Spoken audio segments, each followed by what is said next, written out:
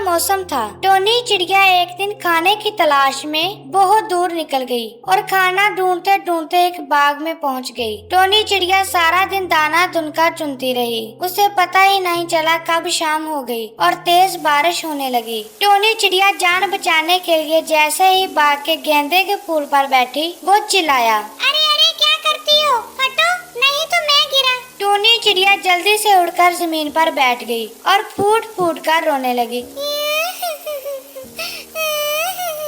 मूसलाधार बारिश हो रही थी।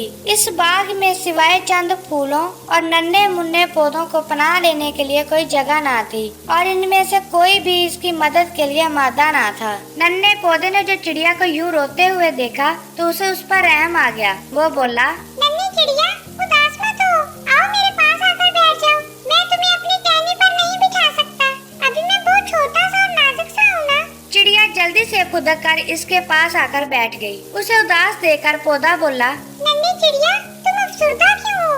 ये सुनकर चिड़िया कहने लगी, रात हो गई है, मेरे साथी न जाने कहाँ है। मैं इतनी तेज बारिश में घर वापस नहीं जा सकती। तो नन्हा पौधा बोला, तो क्या हुआ, तुम आज रात यहीं गुजार लो और सोने की कोशिश करो। चिड़िया ने कहा, मुझे टहनी पर बैठकर नींद आती है।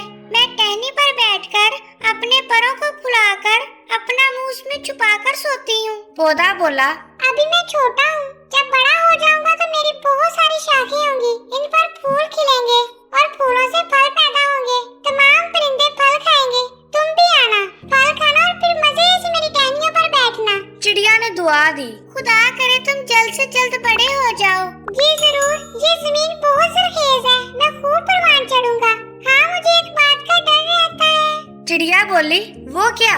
आजकल कुछ पक्षियों के बच्चे यहाँ आकर खेलते हैं, बाग से फूल तोड़ते हैं और मेरे पत्ते भी नोचते हैं। अगर यही आ रहा तो मैं बच नहीं पाऊंगा, शायद ये पूरा बाग वीरान हो जाए। तुम फिक्रमंद मत हो, तुमने मुझ पर रहम खाकर मेरी मदद की है तो खुदा तुम्हारी भी मदद जरूर करेगा। चिड़िया ने जवाब दिया और यूं ही बातें करते करते रात गुजर गई। सुबह होते ही चिड़िया ने पौधे का शुक्रिया अदा किया और घर वापस जाते हुए मंगू कबूतर और कालू कौवे से बात की और उन्हें सारी बात बताई। अगले ही रोज कालू कौवा और मंगू कबूतर आए। उन्होंने बाग के इर्द गिर्द बाड़ लगाई और एक तरफ एक तख्ती नस्ब की। तख्ती पर लिखा था, टहनियों को नोचना और फूल तोड़ना मना है। ये देखते ही नन्हे पौधे की आंखों में आंसू आ गए। उसे उसकी रहम दिली का सिला मिल गया था।